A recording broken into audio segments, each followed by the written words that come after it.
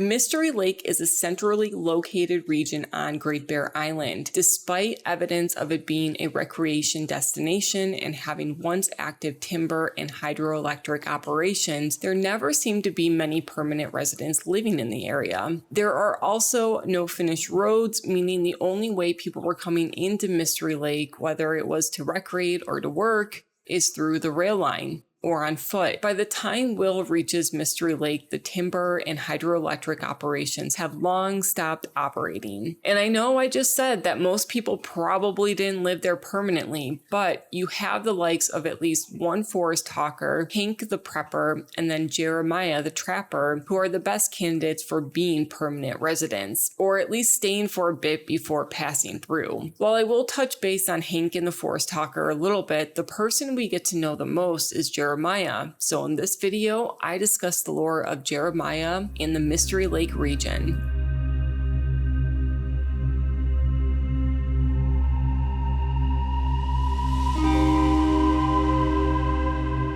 At the conclusion of episode 1 of Wintermute, you meet Jeremiah, who is in a little bit of a pickle.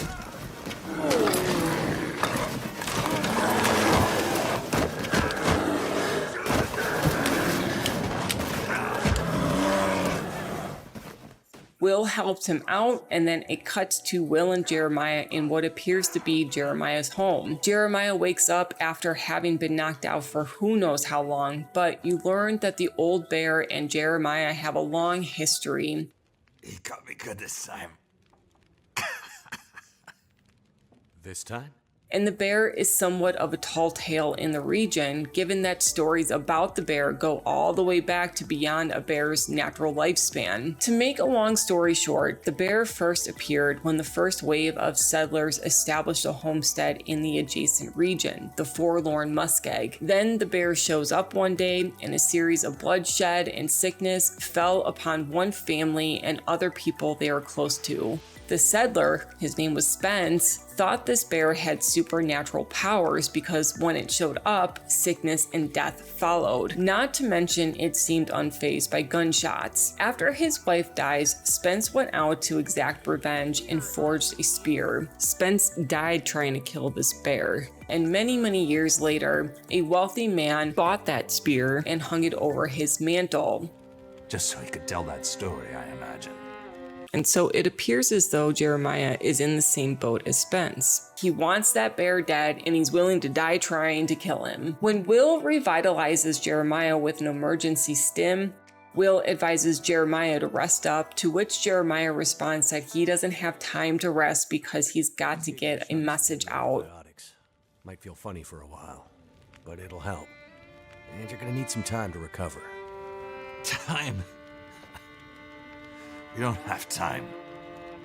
We need to get a message out. All eyes are now focused on Jeremiah's military-grade radio, which blew out from the flare event. Will identifies the military-grade radio, and Jeremiah is vague and doesn't admit to being in the military either way. And this is probably one of the biggest mysteries in Wintermute. You learn towards the end of episode 2 that Jeremiah wants to deliver a message to someone named Atwood.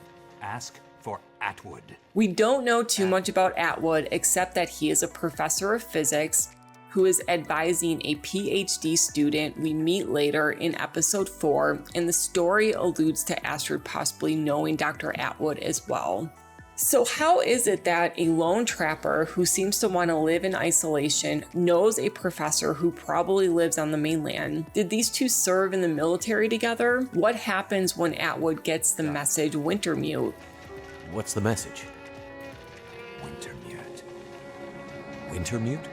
He often changes the subject whenever his past is brought up, or his answers are kind of vague. Regardless, it appears as though Jeremiah has been tiptoeing around Mystery Lake for quite some time. Like even before Great Bear succumbed to the quiet apocalypse. There are notes that you pick up around the region that discuss an unknown person doing things like making use of the lookout to store hunting gear and drying animal skins. At first, I would have guessed that this was referring to Hank the prepper, who has the bunker, because you do find some of Hank's supplies in the lookout and his bunker is just below it, like just below the lookout, but Hank doesn't really seem to be the type to dry animal skins. It seems like Hank imported all of his supplies to stock up the bunker, and he only retreated to his bunker when shit hit the fan. So the drying of the animal skin kind of is the thing that leads me to believe this note is referring to Jeremiah. There are also buffer memories that mention a trapper, and the dam workers talk about how he knows the area better than any of them because he is able to sneak around by using these hidden trails. In another buffer memory, it appears Jeremiah was hired by the dam to deal with their wolf problems, but this must have been contracted work,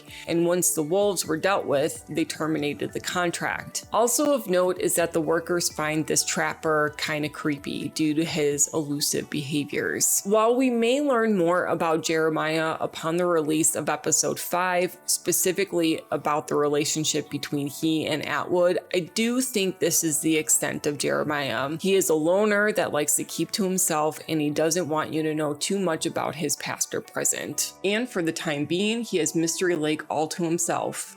That lucky son of a bitch. As far as the rest of the region goes, Jeremiah tells Will that the dam had been in operation as far back as the 1960s, and it was meant to power a potential mining operation nearby, but those pesky quakes increasingly made repairs to the dam impossible.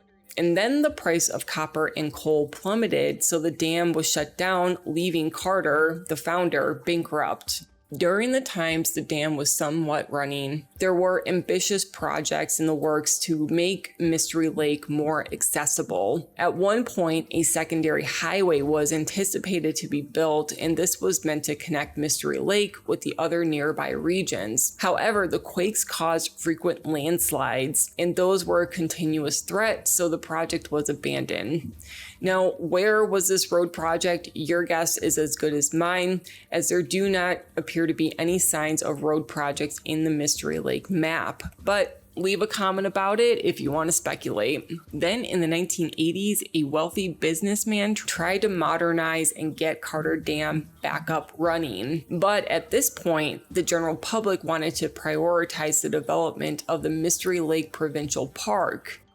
So they wanted to keep the area wild. That meant the Carter Dam had shut down for good by the 1990s. In the final days of the dam's operation, the CEO of the Carter Dam, Robert Clark, was making arrangements to get everyone out for their own safety via rail line. The timber operation was called Briar House, and it didn't seem to overlap with the dam operations very much.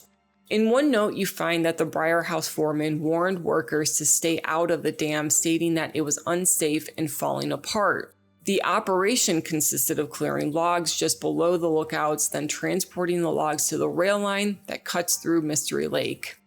Once the logs were loaded up in a rail car, the logs were more than likely transported to the coastal highway at the log sort. It is my guess that Briar House shutting down was recent because in Wintermute you get to talk to an actual forest talker. I'm not here to take anything from you.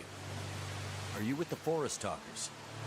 I am, and I'm not letting you in. They killed my friend. So that is to say that if the thing that the forest talkers were protesting had ceased potentially decades ago, like in the case of Carter Dam, why would they stay? Then you find a note from the Briar House winter crew in the maintenance yard in the broken railroad. The crew identifies the lights in the sky are doing something strange and that they are thinking about leaving for the coast. The note reads like the auroras kind of freaked them out and they were at their wits' end with the isolation and cold. And so this tells me that Briar House was likely in operation at least up until the big major flare event. So what's left of Mystery Lake are the remains of ambitious industrial projects, pristine wilderness, which will eventually reclaim the footprints of those industries, and Jeremiah, who doesn't seem to be passing through, but is hiding from something or someone. Okay, that's gonna do it for today, guys. My name is Heather, and thank you so much for letting me put my game on for you. Like and subscribe if you want to hear more from me, and we'll see you in the next one. Bye!